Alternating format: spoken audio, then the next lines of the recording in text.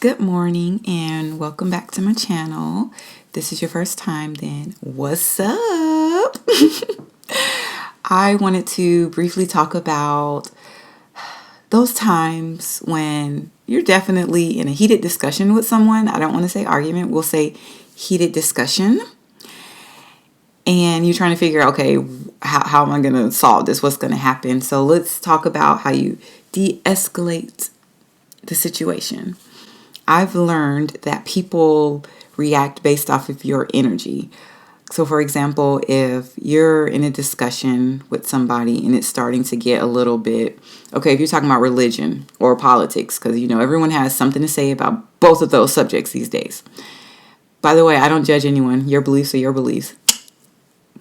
However, if you're in a heated discussion about those subjects, for example, and you start to raise your voice or the other person starts to raise your voice, I want you to notice, are you going to react in the same way? So if this person starts getting louder, they're increasing their voice, do you end up getting louder? Like, are you going to go there? Well, I'm going to get my point across too. That happens a lot, and I don't know if we realize it. So a cool little tip, if you're having a discussion with somebody and you know that things are getting out of hand, if you start to lower your voice and speak in a more calmly manner, notice how they begin to calm down too. I remember one of my nursing clinicals, there was a patient that was really, really upset, and I tried that technique that I learned. I learned that from when I was getting my psychology degree, but nursing actually absolutely harped on that as well. You have to have a calming voice when you're dealing with someone that's upset. So the patient was anxious and angry, and it had nothing to do with me. You don't go to the hospital because you're happy, and that's one thing that I stress a lot as a nurse or as a future nurse.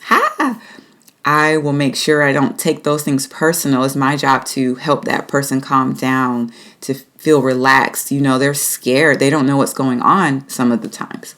So anyway, the patient was really, really upset, and I was listening, like, I understand you have every right to feel that way, but my voice I was talking the way that I'm speaking to you now. I didn't stay high and like they were. I kept talking low, and the more that I would talk to them, they started to calm down, and by the end of the conversation, they were actually talking as low as me, not like my voice low, but the sound, like they're, oh my gosh, you guys know what I'm trying to say. They were calmer, basically. So when you're dealing with people, and it can be your family, can be coworkers, acquaintances, friends, strangers even, remember that while you can't control their reactions and actions, you can always control your own.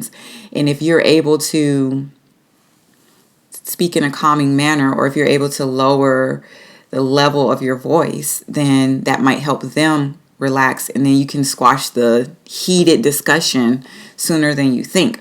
That may not always work, but I just wanted to share that because I really think when you have someone, the second person, that's never going to work. But if you have someone that's more reasonable, calm, they can get to the other person. Your energy will start to flow. It will flow, okay?